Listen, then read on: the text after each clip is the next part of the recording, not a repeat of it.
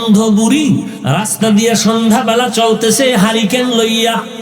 শাহজালাল রহমাতুল্লাহ আলাইহি মাথায় পাগড়ি, হাতে তসবিহ, আর এক হাতে একটা লাঠিও নিয়ে আসলেন। জিজ্ঞাসা করা হলো, হে শাহজালাল,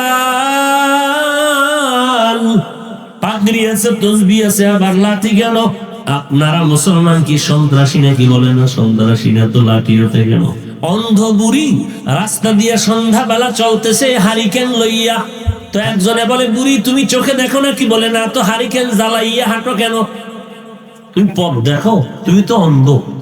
অন্ধ বুড়ি বলে, ভাই আমি অন্ধ, পথ দেখি না তো, জানি ভালো করে, তারপরও কেন হারিকেন লাগাই না? হারিকেন জ্বালাইয়া কেন চলতেছি? আমি পথ দেখার জন্য না, কোন মগায় যেন আমারে ধাক্কা দিয়া ফেলে না দেয়, এই সতর্কতার জন্য হারিকেন জ্বালাইছে। এরে বেঈমানের দল, কোন বেঈমানের মাথায় বাড়ি দেওয়ার জন্য শাহজালাল লাঠি নাই। তো লাঠি কেন হাতের মধ্যে নিয়েছে?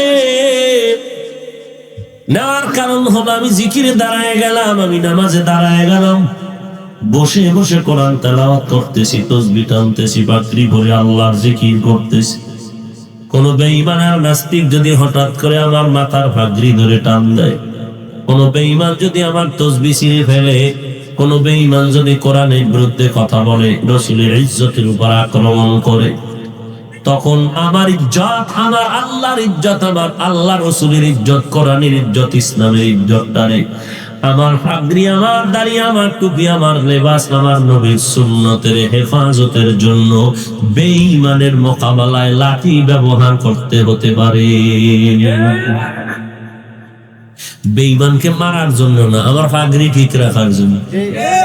আর যখন টান দিবি তখন তো দুই একটা খাবি বিসমিল্লাহ ছাড়া। এরে নবীর আশিক, মুসলমান সন্ত্রাসী না, সন্ত্রাসী ধর্ম না। যদি মুসলমান সন্ত্রাসী হইতো, মক্কার 13টা বছর পর্যন্ত নবীজিকে যেই পরিমাণ কষ্ট দেওয়া হলো, নবী একবারও প্রতিবাদ করেন নাই। নবীর হাঁটার পথে কাটা, আমার নবীর ঘরের চতুর্পার্শ্বে বেঈমানেরা দাঁড়ায় গেল, অস্ত্র নিয়ে নবীর হত্যা করবে। আল্লাহর নবী তরবারি হাতে নেন নাই, আল্লাহর নবী মিছিলে বের হন নাই, আল্লাহর নবী ধৈর্য ধারণ করে আল্লাহর কাছে দোয়া করেছেন। মদিনাতে যাইয়া 10 বছরে নবী তরবারি নিয়ে জিহাদ করেছেন। এটাই প্রমাণ করে দিলেন ইসলাম সন্ত্রাসী ধর্ম না, বরং সন্ত্রাস দমন করার ধর্ম। সন্ত্রাসী ধর্ম না সন্ত্রাস দমন করার ধর্ম? বলেন নবীর উম্মতের দান ওমর দাঁড়ায় গেল, আমার বোন কালেমা পড়েছে মুহাম্মদের, বলে হ্যাঁ দাঁড়াও, মুহাম্মদের বাড়ি পরে যাব, আগে আমার বোনের খবরটা নিয়ে নেই। ওমর এবার মুহাম্মদের রাস্তা বাদ দিয়া আপন বোনের বাড়ি রওনা হয়ে গেল। বোনের বাড়ির দরওয়াজা এমন টাইমে পৌঁছলো, বোন আর ভগ্নিপতি আল্লাহর কোরআন মেলিয়ে মেলিয়ে পড়তে শুরু করতেছিল, কোরআন পড়তেছিল। আল্লাহর কোরআনের এমন মধুর তেলাওয়াত, কেমন যেন শুধু তেলাওয়াত শুনলেও উম্মতের চোখে পানি ধরে রাখা যায় না। ওমর গিয়া দপাইয়া ভগ্নিপতি আত্মগোপনে চলে গেল। বোন কোরআন বন্ধ করে দরজা খুলল। ওমর ঘরের মধ্যে ঢুকিয়া ডাক দিয়ে কয়, বোন তুই নাকি মুহাম্মদের কালেমা পড়েছ? আরে পর্দার আড়ালের মা, দেখো ওমরের বোনের ঈমানের পাকাপোক্ত কেমন পরিচয়। এরে আম্মাজান, আম্মাজানের ঈমানটা যদি মজবুত হইতো, তাহলে ফুল ফ্যামিলিটা দিনদার হয়ে যাইত, কারণ সন্তানগুলো লাইনে আসতো। আম্মাজান যদি নামাজি হইতো, পর্দাওয়ালা হইতো, কোরআন পড়নেওয়ালা হইতো, স্বামী যতই খারাপ হোক না কেন, আম্মাজানের দ্বারা সম্ভব ছিল স্বামীকে লাইনে নেওয়া। কিন্তু ভাইজান, একটা দিনদার স্ত্রী ঘরে আনতে পারলা না, কারণ তুমি বিয়ার আগে কন্ট্যাক্ট করেছো তোমারে বিদেশ পাঠাবার টিকিট দিতে হবে। কোরআনওয়ালা মেয়ে তো কখনো বিদেশ পাঠাবার টিকিট দিয়া বিয়া দিবে না, দিবে না। এরে নবীর উম্মতের দল, নারীর ইজ্জত কি পরিমাণ ইসলাম দিয়েছে, যে একটা নারীর টাকা দিয়ে আনবি কিন্তু তুই টাকা নিতে পারবি না, নারীর সম্মান নষ্ট করতে পারবি না, বরং তুই নারীর গহনা গাতি টাকা পয়সা পোশাক আদি দিয়ে নারীর সাজাইয়া তুই নিয়ে আসবি। মাইয়ার বাড়ি কোনো অনুষ্ঠানও করবি না, যদি পারো ভোলার বাড়ি কর, কারণ 16-17 বছর পর্যন্ত বাবাজান কম কষ্ট করিয়া মেয়েটারে খাওয়ায় নাই। এখন তুই বিয়া করিয়া এরপরে গোষ্ঠী শুদ্ধা লইয়া যাইয়া মাইয়ার বাড়ি সব খাইয়া সমান করে ফেলবি। ইসলাম এটা বলে নাই, ইসলাম বলে মেয়ের বাড়ি খাইয়া জুলুম করবি না। মেয়ের ইজ্জতটা যদি বাড়াইতে চাও, নিজে ছেলের বাড়ি অনুষ্ঠান কর, মেয়ের বাবারে শুদ্ধা সবাই খাওয়ায় দাও। কি পরিমাণ নারীর সম্মান, যৌতুক নিবি না।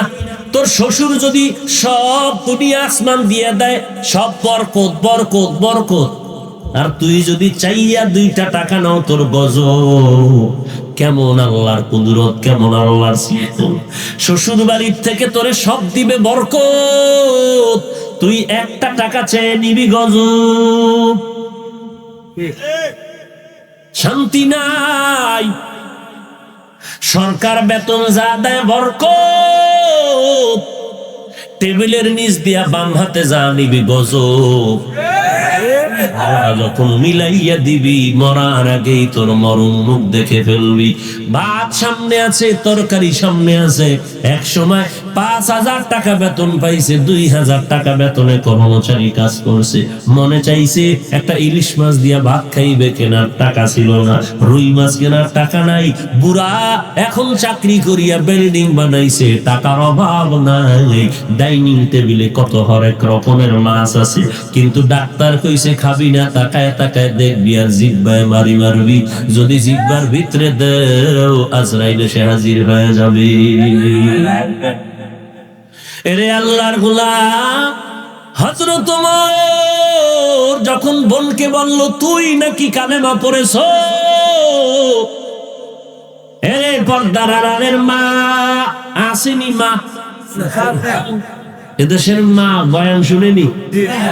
হ্যাঁ, এরে পর্দার আড়ালের আম্মা জান, আমিও মায়ের সন্তান, বড় পীর আব্দুল কাদের জিলানীও মায়ের সন্তান, আমার মায়ার নবীও মায়ের সন্তান, খাজা মঈনুদ্দিন চিশতিও মায়ের সন্তান, ওসিডিসি এসপিআইসি উকিল ব্যারিস্টার এমপি মন্ত্রীরাও মায়ের সন্তান।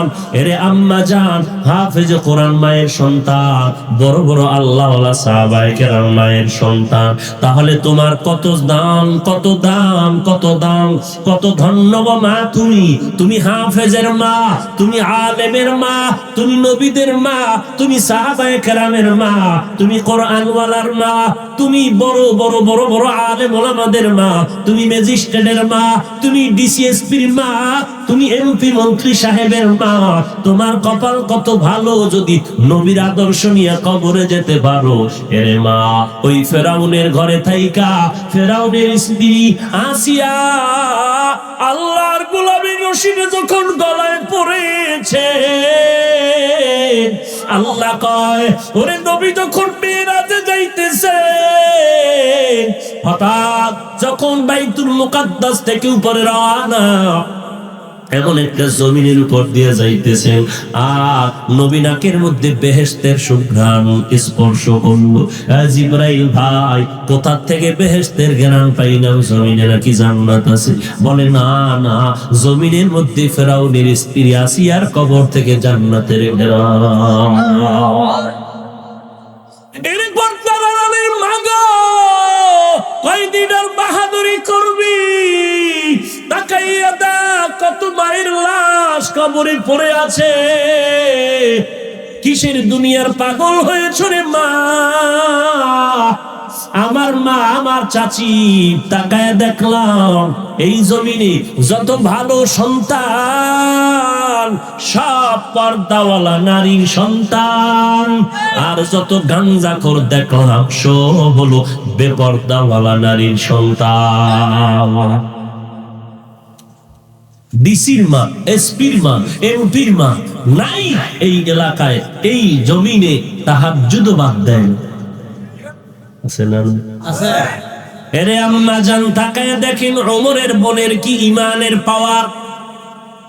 বোন ডাক দিয়ে কয়, ভাই ওমরের হাতে তরবারি দেইখা বোনের কোনো ভয় নাই, কারণ ইমানের মজা যার অন্তরে একবার ঢুকেছে ওই বান্দা দুনিয়াটাকে কিচ্ছু মনে করে না, কারণ দুনিয়া কিছুই না। আমার চোখ বন্ধ হয়ে গেলে আমার জন্য বেহেশতের ফিরিস্তা স্বাগতম দেওয়ার জন্য অপেক্ষমান হয়ে আছে। এরে নবীর উম্মতের দল, ওমরের বোন ডাক দিয়ে কয়, আলহামদুলিল্লাহ, আমি মুহাম্মাদের হাতে কালেমা পড়ে মুসলমান হয়েছি। কি বলবেন? নাউজুবিল্লাহ। আরো আস্তে করে বলেন। ওমর কয়, কালেমা ফিরাইয়া দে।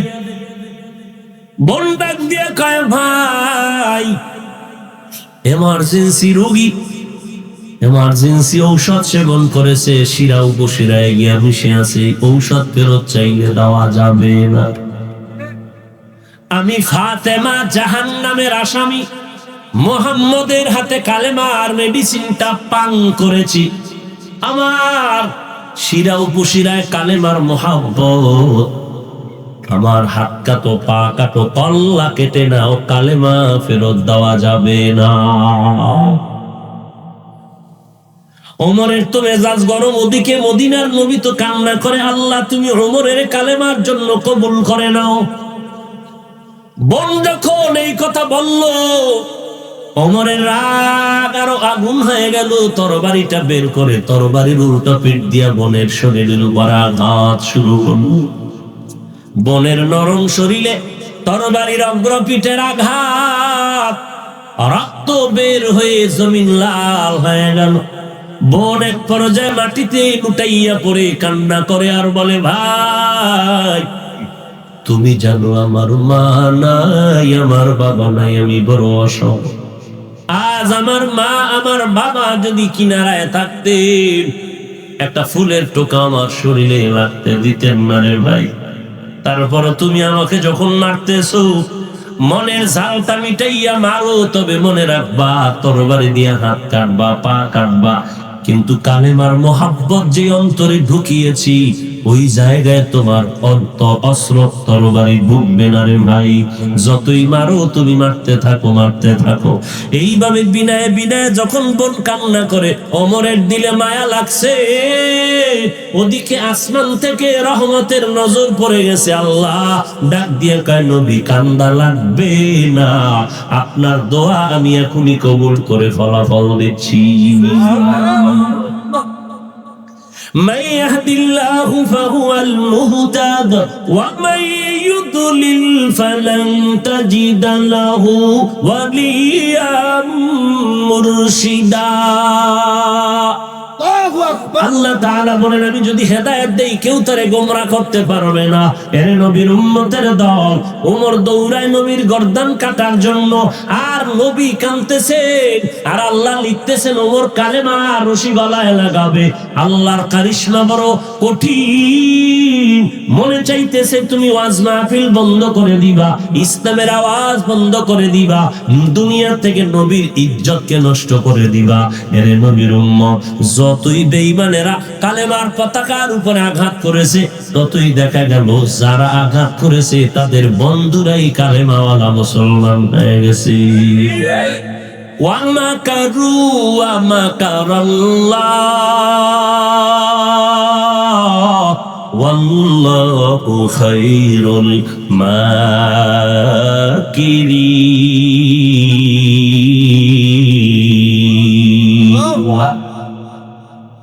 এরে বান্দা, দুনিয়ার কোন চালাকের চালাকি আল্লাহর দরবারে কাজে লাগবে কি?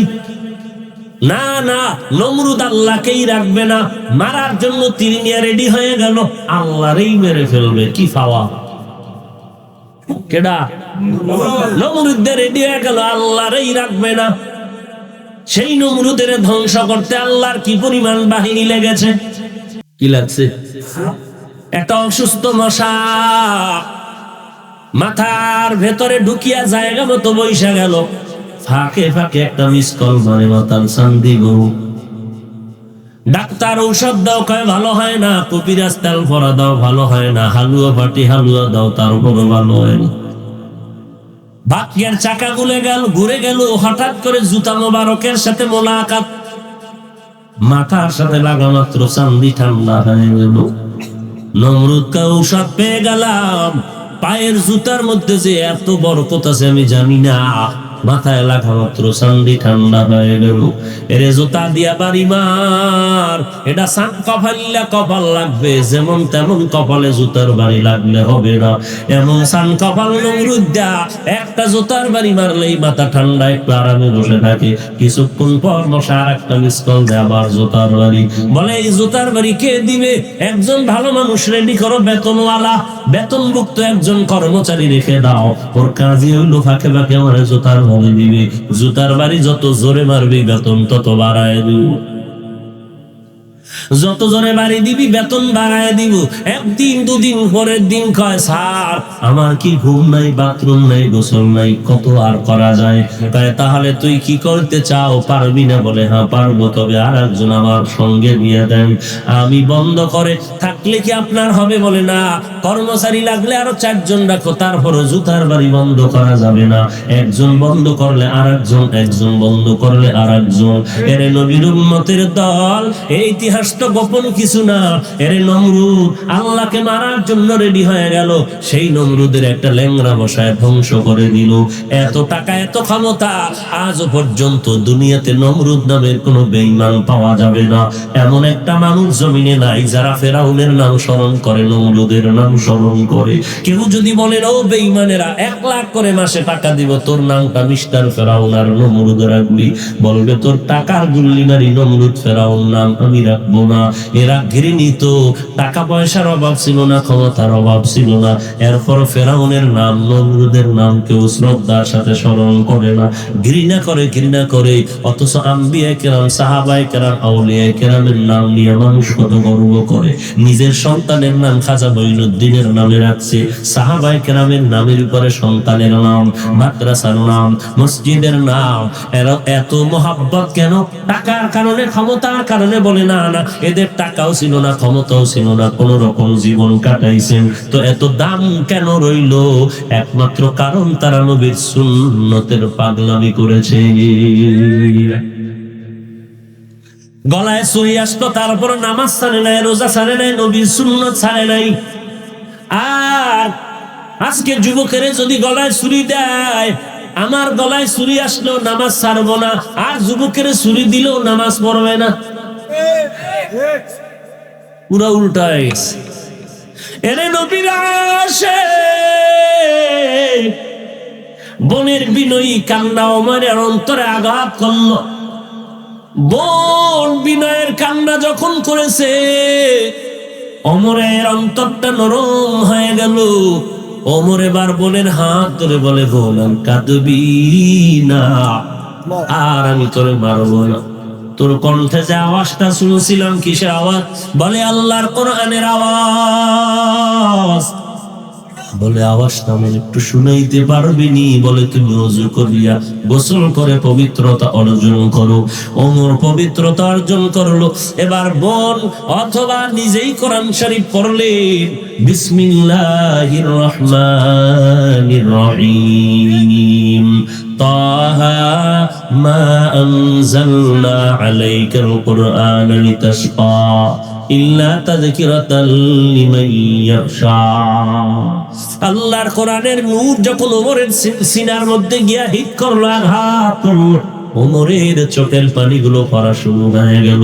কারণ কোরআন এমন একটা কিতাব, আমার নবীর মতো যেমন জমিনে কেউ না দেয়, আল্লাহর কোরআনের মতো কোনো কিতাব নাই যে দিকে তাকাইলেও সওয়াব লেখা হয়। যেই কোরআনের তেলাওয়াত শুনলেও কলিজা ঠান্ডা হয়ে যায়, চোখের পানি বের হয়ে যায়। কেমন একটা কোরআন আল্লাহ আমাদেরকে দান করেছে। বড় দুঃখ রে মুমিন, আজ মুসলমানের জবানে কোরআনের আওয়াজ নাই। যদি বলতাম ভাইজান কোরআনটা শিখেন না কেন, কয় ব্যস্ত, ব্যবসা, চাকরি, স্কুল, কলেজ, ভার্সিটি, খোলা টাইম নাই। আল্লাহ বলবে ফেরেশতারা কেন শিখলো না? 8 মাস পর্যন্ত লকডাউনে ঘরে আটকায় রাখছি, কেন শিখলি না? 3 মাস পর যদি কোরআন পড়তি 1 ঘন্টা করে দৈনিক, 3 মাসে কোরআন চর্চা হয়ে যেত, কেন শিখলি না? অথচ কোরআন ছাড়া নামাজ হবে না। নামাজে কোরআন লাগে না তো? তাহলে শিখলে না রে কেন ভাই? আল্লাহর কোরআন এমন মজার একটা কিতাব, যেটা তাকায় থাকলে সওয়াব, পড়লেও সওয়াব, তরজমা করলেও সওয়াব। এমন একটা কিতাব জগতের কোন ধর্মের মধ্যে বানাইতে পারলো না। আজ পর্যন্ত এমন একটা কিতাব নাই যার মধ্যে ভুল নাই, কিন্তু কোরআন এমন একটা কিতাব যার ভেতরে কোনো ভুল তো নাই, কোনো সন্দেহের অবকাশ আছে। যালিকাল কিতাবু লা রাইবা ফীহি হুদাল লিল মুত্তাকিন। এটা এমন এক কিতাব যার মধ্যে কোনো ভুল নাই, মুত্তাকিনদেরকে জান্নাতের পথ দেখায় দিবেন। এর নবীর আশিক ওই ওমর এবার কোরআনের তেলাওয়াত শুনে দিলটা নরম হয়ে গেল। ডাক দিয়া কয়, ও বোন, এই কোরআনের আওয়াজ এত সুন্দর, যে তোদের মুসলমান বানাইয়া কোরআন শিখাইছেন সেই ব্যক্তি না জানি কত সুন্দর। সেই ব্যক্তিটাকে বলে ভাইজান, তিনি বলেন মুহাম্মদ, আমার মায়ের নবী রহমাতুল লিল আলামিন। বলে চল আমি একবার মুহাম্মদের চেহারাটা দেখতে যাব। এবার নবীও কান্না করে, ওমরের ইসলামের খাদেম বানায়া দাও। ওমর তরবারি নিয়ে রওনা। এতক্ষণ ছিল গরম, এখন হয়ে গেল নরম। ভগ্নিপতি ওমরের নিয়ে নবীজির দরবারে রওনা। সাহাবায়ে কেরামরা পাহারা দিচ্ছেন আমার নবীকে। তাকায় দেখে ইসলামের দুশমন ওমর আসতেছে। নবীরে গিয়ে কয়, নবী অর্ডার করে ওমরের কল্লা ফালায় দেই। নবী বলেন জায়গা করে দাও, ওমর এখন আমাকে মারতে আসে নাই, নিজেই মরার জন্য আসতেছি। নবীজির কাছে গিয়ে ওমর তরবারি দিয়ে কয়, পয়গম্বর আমাকে মাফ করে দেন, আমি ভুল করেছি, এই তরবারি দিয়ে আমার গর্দান কেটে দেন। আর গর্দানটা কাটার আগে জান্নাতের বাসিন্দা বানাইয়া কালেমাওয়ালা মুসলমান বানায় দেন। নবীর হাতে হাতটা লাগাইলো।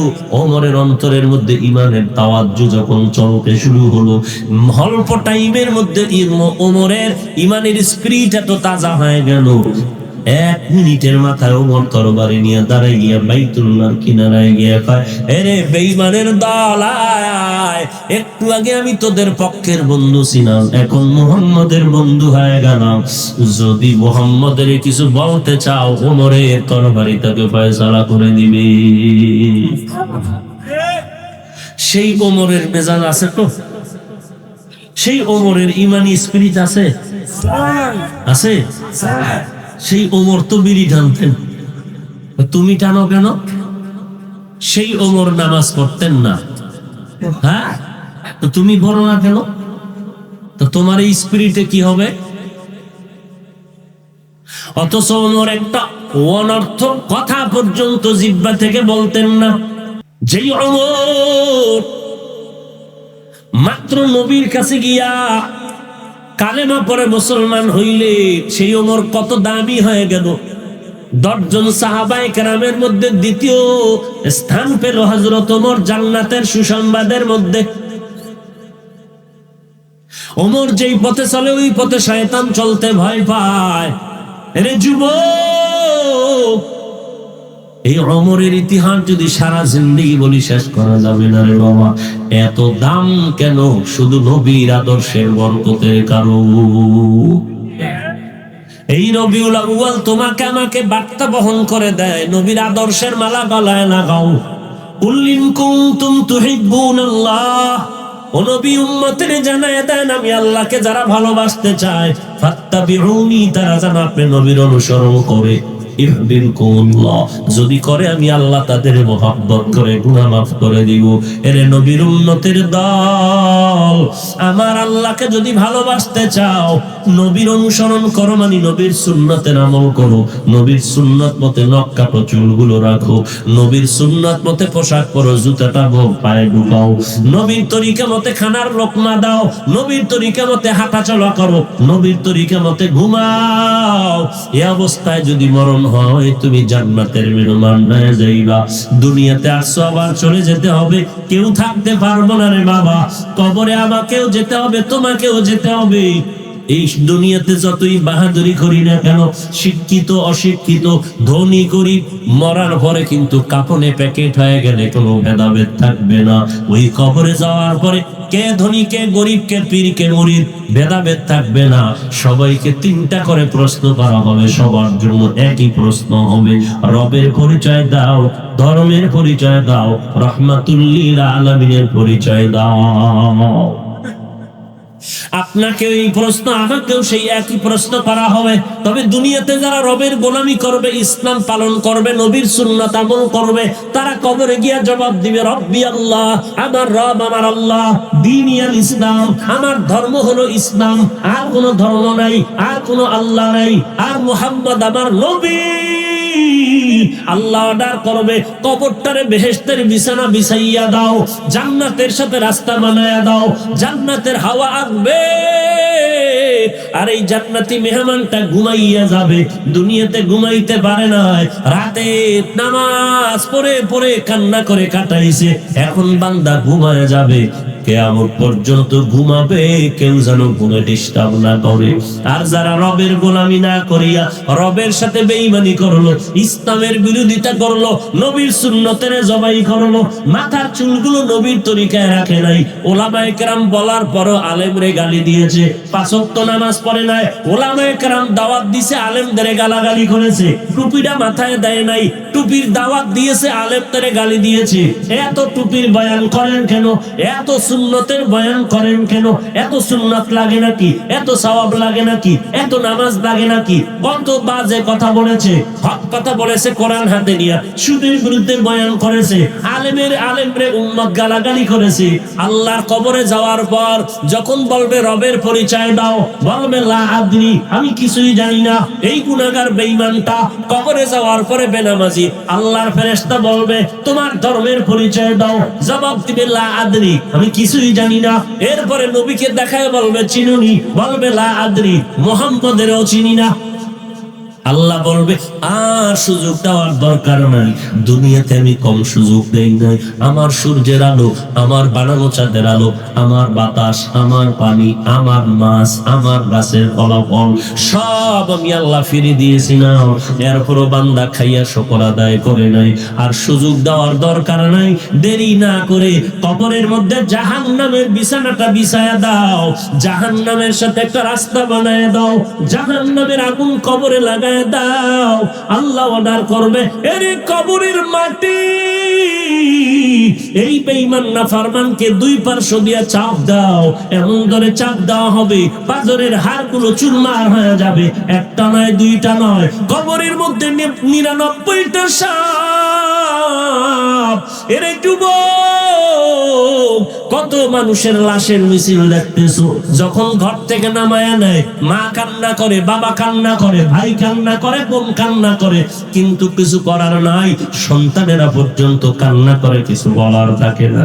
অতএব বাবা, তোমার আমার মরণ যখন হয়ে যাবে, সাদা কাপড়ের প্যাকেটটা পেঁচায় কবরে দেওয়া হবে। আল্লাহর কোরআন সত্য, একটা কথাও মিথ্যা নাই রে বাবা। গুনাহ নিয়ে কবরে গেলে আযাব হবে, কথাটাও সত্য। যুবক, আজকে টুপিদারির কারণে আমরা না খায় মরি নাই, সম্মান কমে নাই, ওরে আল্লাহর বান্দা ইজ্জত কমে নাই, স্বাধীনতাও নষ্ট হয় না। এরে যুবক বলো, আল্লাহর মুহাব্বতে বলো, তোমার মতো যুবক সন্তান স্কুল কলেজে লেখাপড়া করে, 5 ওয়াক্ত নামাজি আছে না নাই? বালিশে মাথা লাগাইয়া একটু চিন্তা করবা, তুমি কেন পারো না? তোমার মতো যুবক তাকায় রাখো, RAB, army, police, BDR, doctor, professor, engineer, সাংবাদিক, সাহিত্যিক, কবি, উকিল, ব্যারিস্টার, এমপি, মন্ত্রী, দেখো 5 বেলার নামাজ বাদ দেয় না, অভাব নাই। কৃষি কাজ করে, নামাজ ছাড়ে না। রিক্সা ড্রাইভারি করে, নামাজ বাদ দেয় না। শ্রমিকের কাজ করে, নামাজ বাদ দেয় না।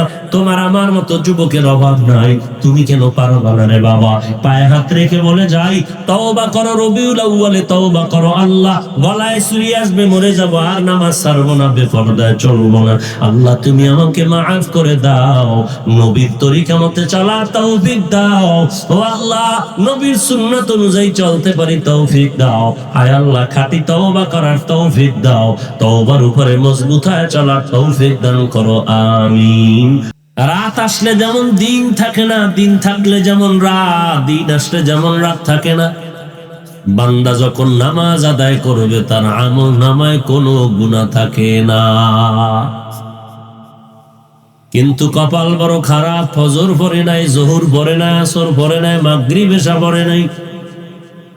মদিনার নবী বলেন, কাফের, বেঈমান আর মুমিনের মাঝে ব্যবধান হলো নামাজ। বেঈমানেরা নামাজ পড়ে না, যারা মুমিন তারা নামাজ ছাড়ে না।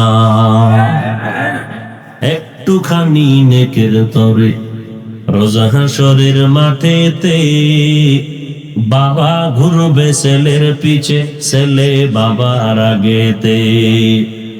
আহাতে মন কঠিন দিনেতে, নামাজ তোমায় ভুলবে না। ঠিক মতো পড়িলে নামাজ, জান্নাত তোমার ঠিকানা। ঘুমের চেয়ে নামাজ ভালো, আর তুমি ঘুমাইও না। ঠিক মতো পড়িলে নামাজ, জান্নাত তোমার ঠিকানা। কে বড়, কে ছোট, কে ধনী, কে গরিব, কে শিক্ষিত, কে অশিক্ষিত, কে মালিক, কে গোলাম, কে ইমাম, কে মুক্তাদি, কে ওস্তাদ, কে ছাত্র, ভেদাভেদ নাই, একাকার হয়ে বসে গেছে। এখানে বসার পরে কারো মনে কোনো কষ্ট নাই। ঠিক এই বিছানাটা যদি আপনাদের কোনো বিয়ার অনুষ্ঠানে দাওয়াত দিয়ে দেয়, কি পরিমাণ জুতা খাবে। কিন্তু এখানে কারো মনে কোনো কষ্ট নাই, বরং দিলটা এত ভরা খুশি। কিশোরগঞ্জের মধ্যে বহুদিন ধরে কোরআনের আওয়াজ শোনা যাচ্ছিল না। আজ কোরআনের বয়ান প্রচার তেমন হয় নাই, তাতেই হালাত হইলে না জানি কি হতো। আল্লাহর বান্দারা দিল ভাঙ্গা মোহাব্বতের পরিচয় দিয়ে এখানে আসছেন।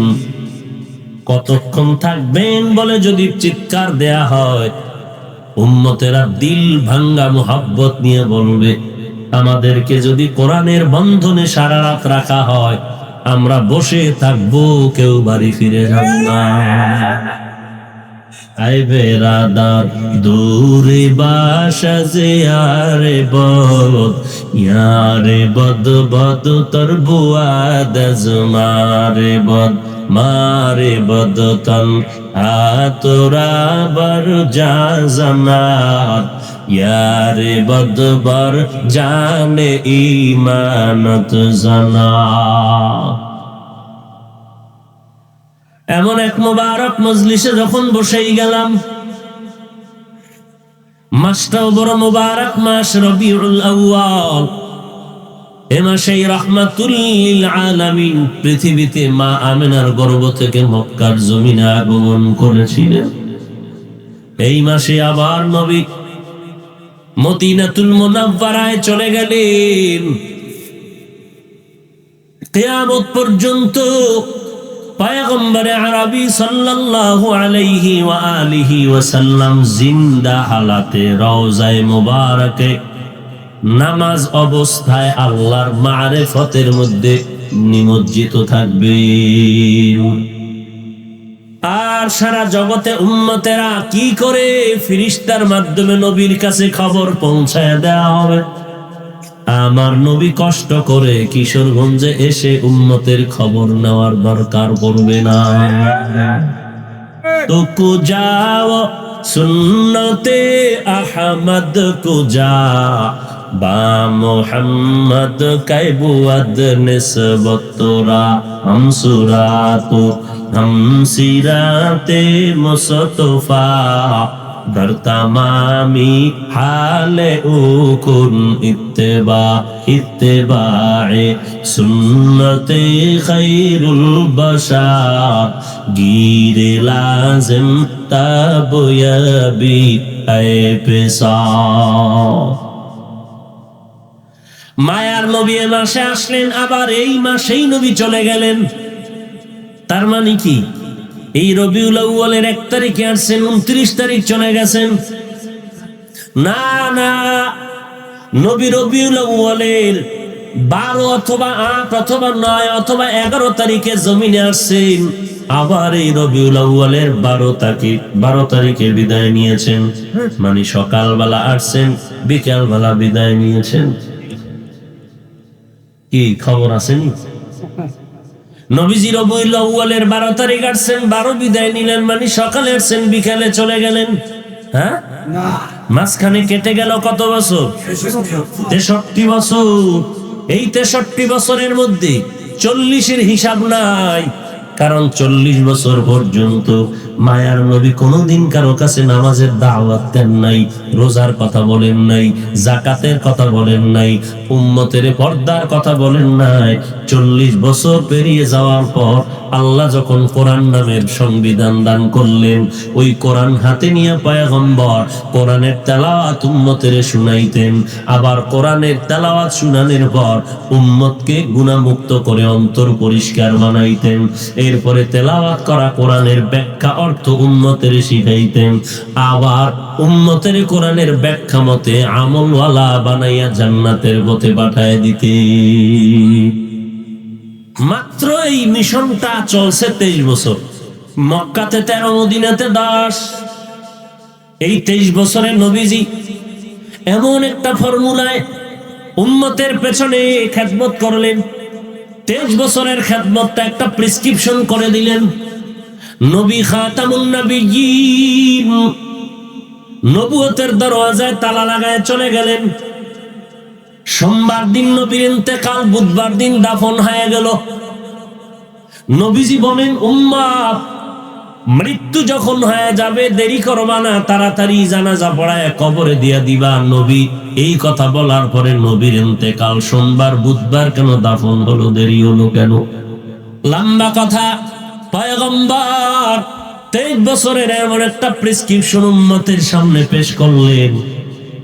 নবুয়তের দরজায় তালা লাগায় নবী ঘোষণা দিলেন আল্লাহর কোরআন দিয়ে, মা কানা মুহাম্মাদুন আবা আহাদিম মির রিজালিকুম ওয়ালাকির রাসূলুল্লাহি ওয়া খাতামান নাবিয়্যিন ওয়া কানাল্লাহু বিকুল্লি শাইইন আলিমা।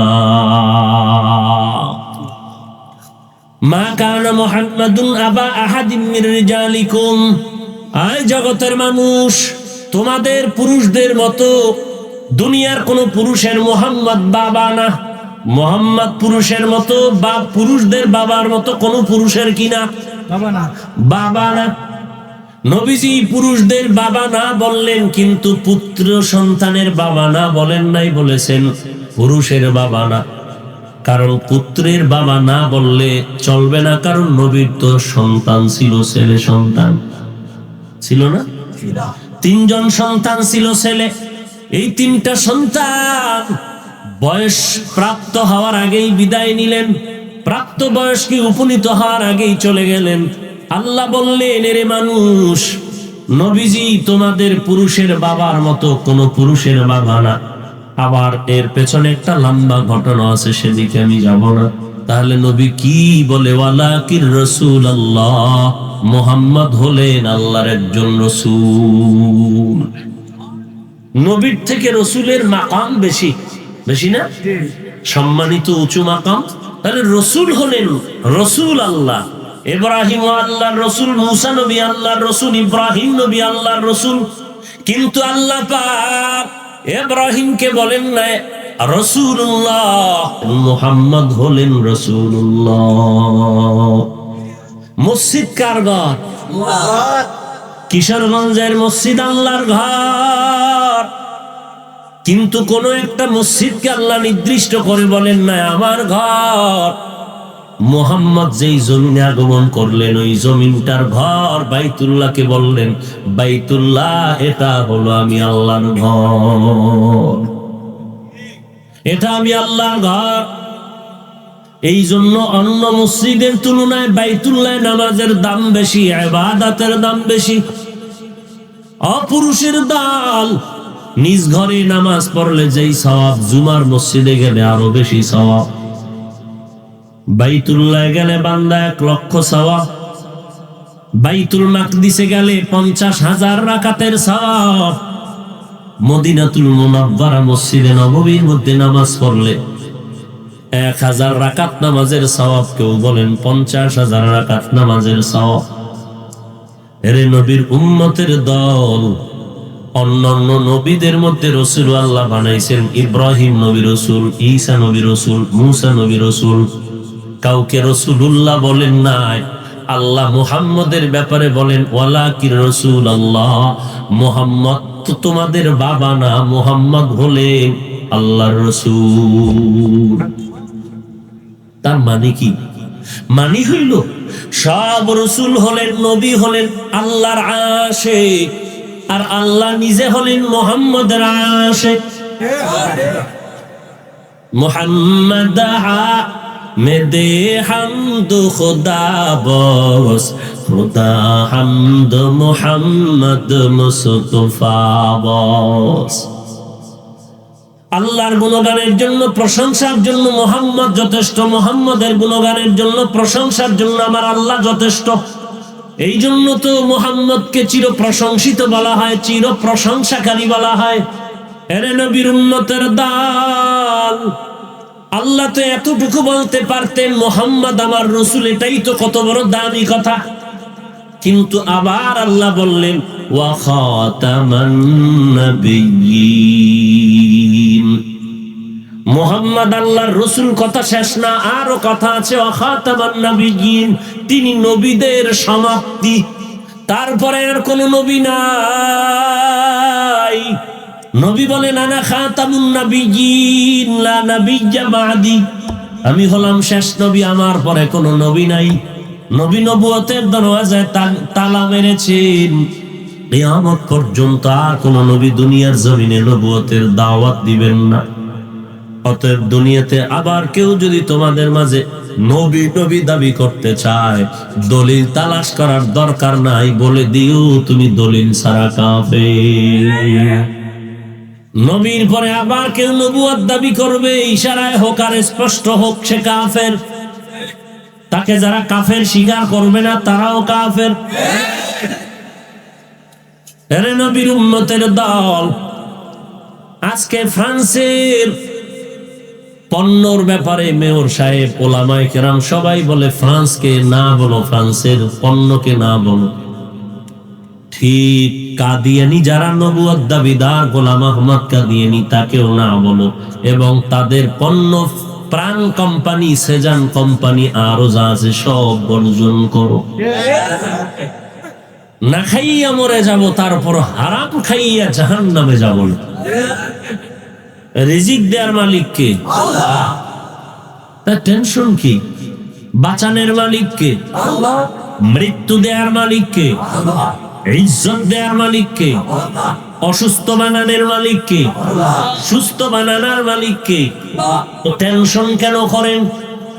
যেই আল্লাহ রিজিক দেনেওয়ালা, যেই আল্লাহ হায়াত দেনেওয়ালা, যেই আল্লাহ মৃত্যু দেনেওয়ালা, যেই আল্লাহ ইজ্জত দেনেওয়ালা, যেই আল্লাহ অসুস্থ করনেওয়ালা, সেই আল্লাহরে না ডাইকা কেন অন্যরে ডাকো? সেই আল্লাহকে না খুঁজিয়া কেন অন্যকে খুঁজো? সেই আল্লাহর কাছে মাথা নত না করে কেন অন্যের কাছে মাথা নত করো? এই কারণেই মানুষ ধুকে ধুকে কষ্ট পায়। অথচ জঙ্গলের কোন প্রাণী তো না খাইয়া কষ্ট পায় না। সমুদ্রের মধ্যে বড় বড় বড় বড় মাছ, প্রাণী না খাইয়া কষ্ট পায় না। তাকাইয়া দেখছো সকালবেলা ডানা মেলে উড়ন্ত পাখি খোলা আসমানে উড়ে, সন্ধ্যা বেলা পাখিটা তার পেট ভরে বাচ্চার খানা নিয়ে বাসায় হাজির। কে রিজিকের মালিক?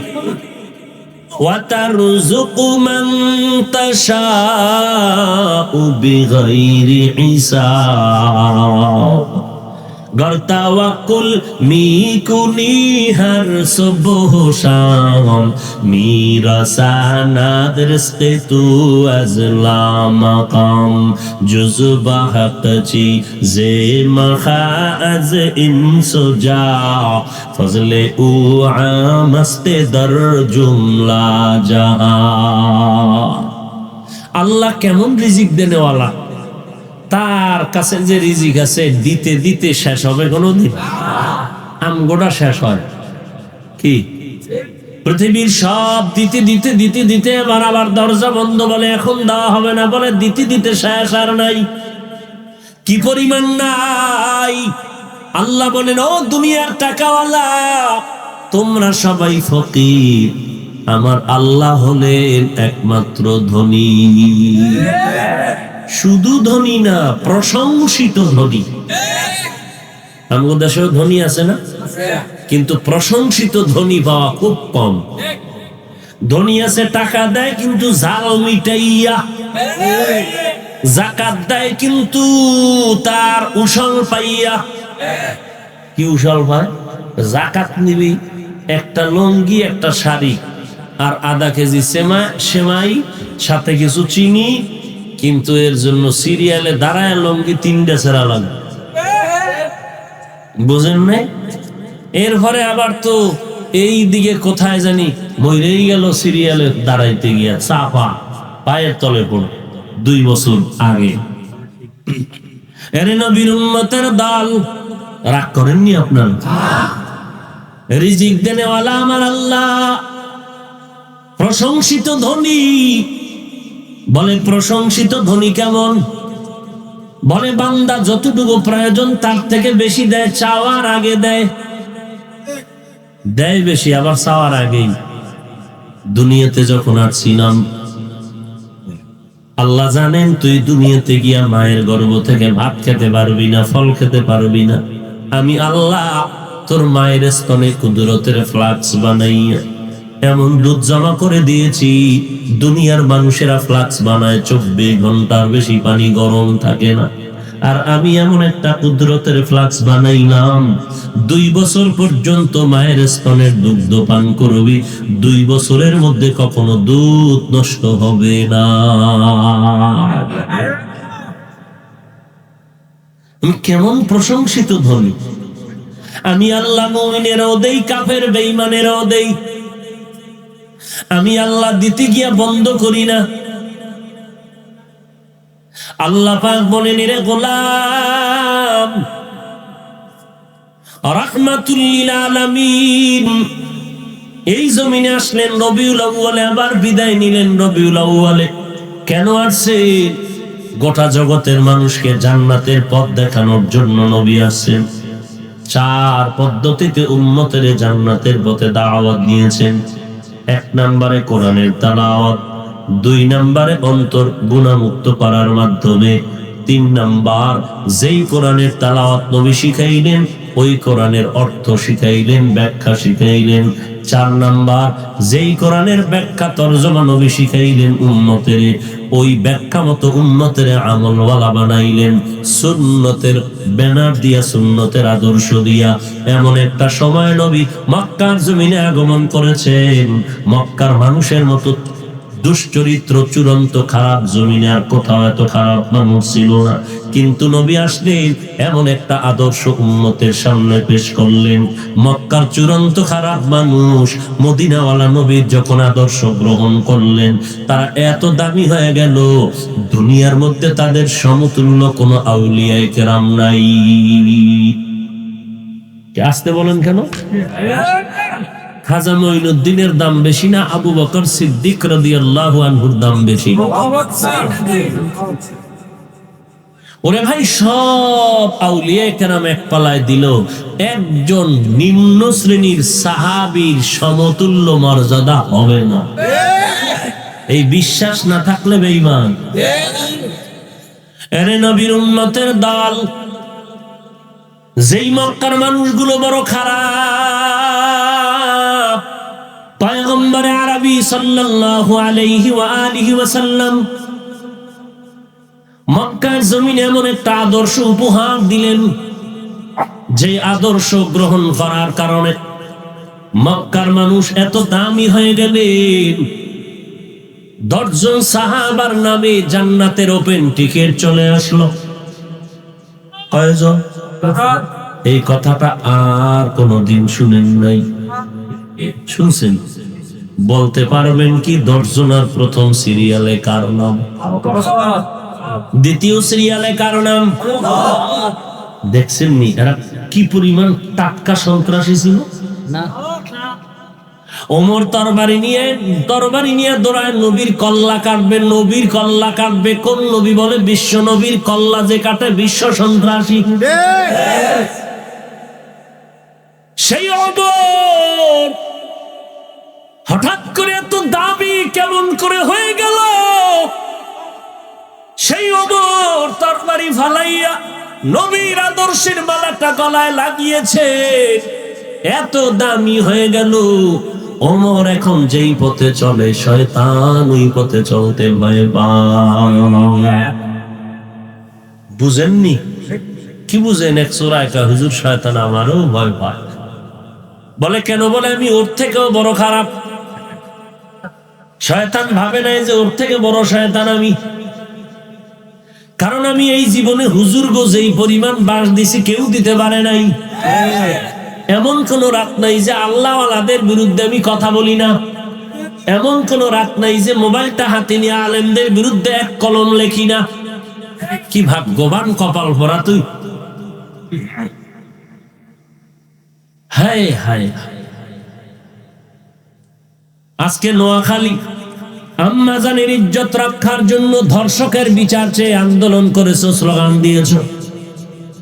এরে যুবক, একটু চিন্তা কর।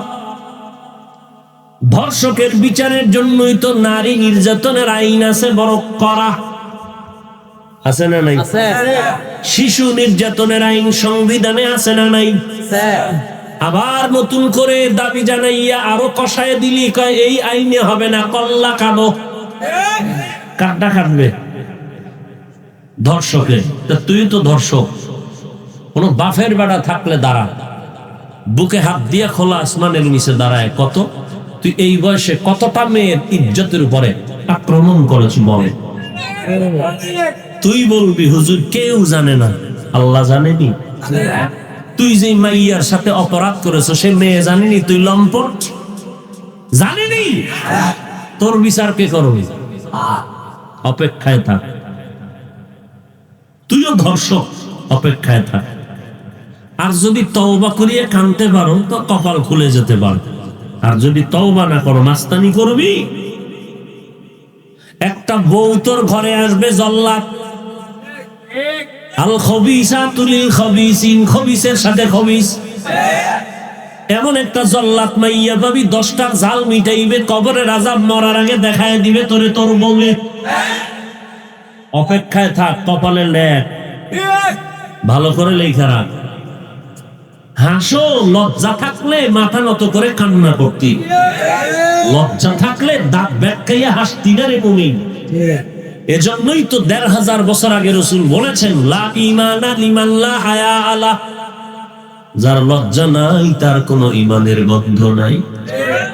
আল হায়াউ শুবাতুম মিনাল ঈমান। এই হাদিসটা তো ছোট ছোট নুরানির বাচ্চারাও পর্যন্ত জানে। লজ্জা ঈমানের অংশ। আজকে যদি লজ্জা থাকতো রে বাবা, নিজের মা নিজের কলিজার টুকরা মেয়েটাকে দিয়া প্রকাশ্যে জিনার ব্যবসা করাতে পারত না। একে আমেরিকার খবর কইতেছি, ও সোনার বাংলার খবর কইতেছি। বেটা আব্বাজান তা আপন মেয়েটাকে হোটেলে ঢুকাইয়া বলতেছে, তুই আজকের আমার মেয়ের স্ত্রীর মতো। নিজের আপন মেয়েকে কি বলে, তুই আমার স্ত্রীর মতো। আরো কত আকাম কুকাম সোনার বাংলায়, এটা তো তোমরা আমার থেকে ভালো জানো, মিডিয়াতে সব খবর আছে। এবার বুঝো করোনা গেছে না এখনো আছে? হ্যাঁ, করোনা এই গজব আসছে গুনার কারণে। গুনাহ করবি না, এই গজব থাকবে না। গুনাহ করবি, গজবে ধরবে। আল্লাহ কয়টা দিলাম, তওবা কর। তোরও বিছনায় ফালাইছিলাম, ঠান্ডা লাগাইছি, জ্বর উঠাইছি, কাশি বাড়াইছি, দয়া করে আবার সুস্থ করে দিছি। নাইলে তোর আত্মীয় স্বজনের মধ্যে বহু জনারে টান দিয়া নিয়ে গেছি, মাকসে ফিরাইয়া রাখতে পারে নাই, ঘরের মধ্যে আটকাইয়াও বাঁচতে পারে নাই, আমি আল্লাহ নিয়ে গেছি। তোরে অসুস্থ বানাইয়া অসুস্থ করছি, এই হায়াতটা তোর নতুন করে বোনাস দিলাম, তওবা কর, এই হায়াতে অপরাধ করবি না।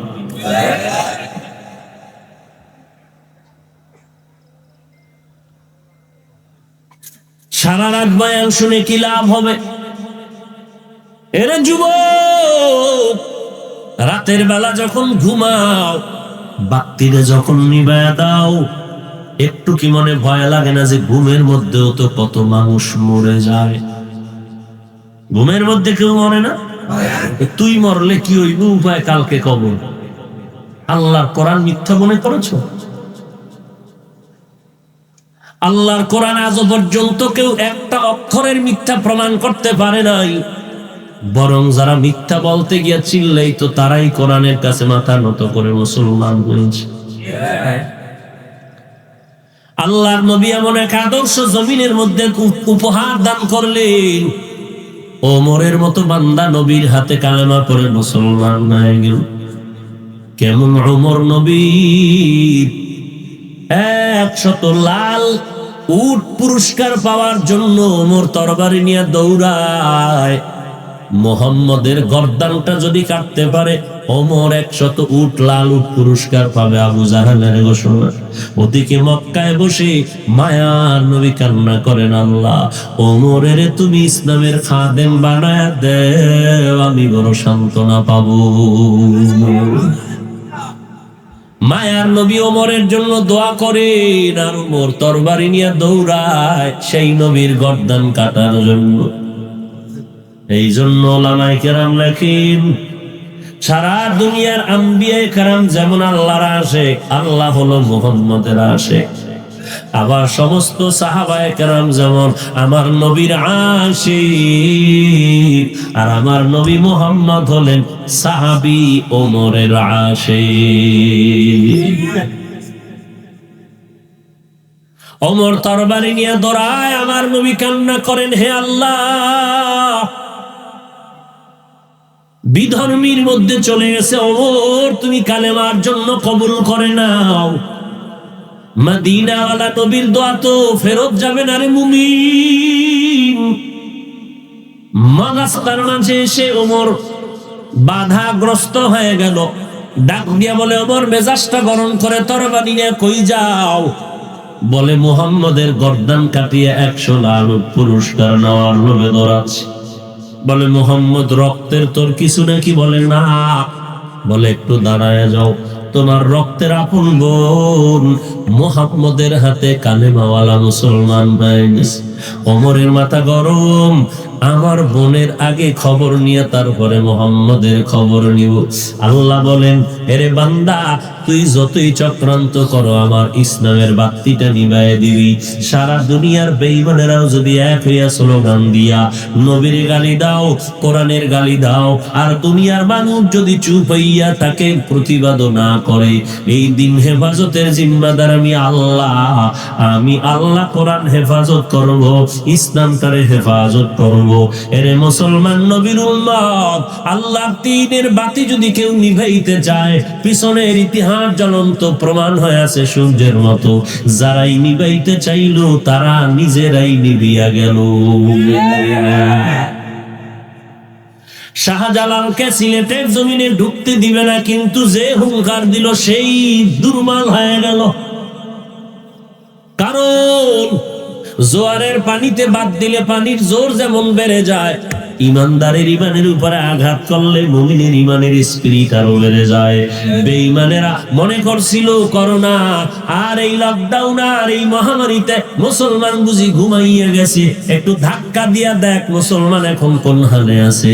ফ্রান্সের বেঈমানেরা একটু নাড়াচাড়া দিয়ে দেখলো, ঝাঁকি দিয়ে দেখলো, ওরে মুসলমান ঘুমায় না, মুসলমান চুপচাপ থাকে।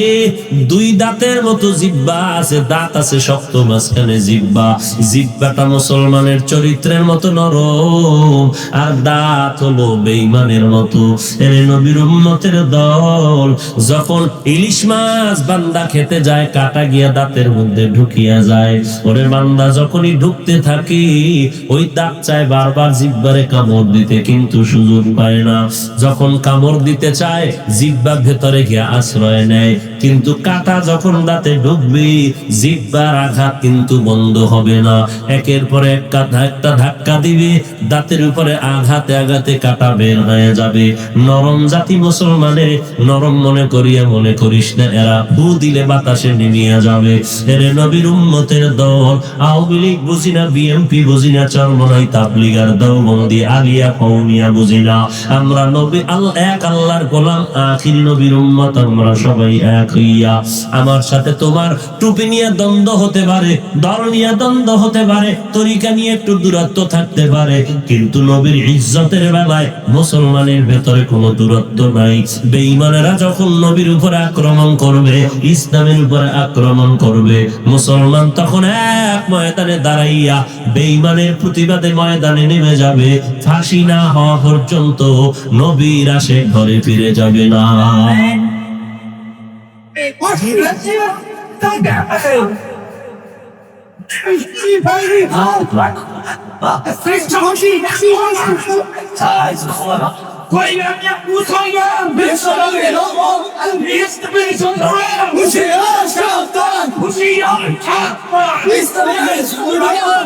নবীর উম্মতের দল,